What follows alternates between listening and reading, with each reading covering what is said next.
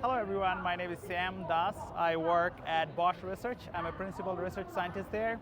And me and my team built this device called SoundSee, seeing with sound, if you will.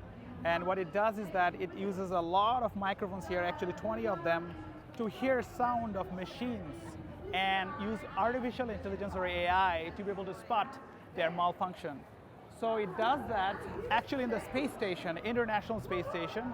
This is a robot that NASA has built. It's called Astrobee, and our device, SoundSee, rides on this robot. And as the robot moves around in the space station, it uses these microphones to listen in for sound from these different systems and equipment, and then spot anomalies from the audio pattern. And if there's an anomaly detected, it will tell the astronauts, maybe you should go check it out. But this is a research project. We are working with NASA to work on this, exploratory research project, and we are, already in space. As you can see here, we launched to the International Space Station in November of 2019. Right now, it's unpacked on the space station. In the coming months, we're going to work with the astronauts to carry out the experiments. So we are very excited about this in the upcoming months.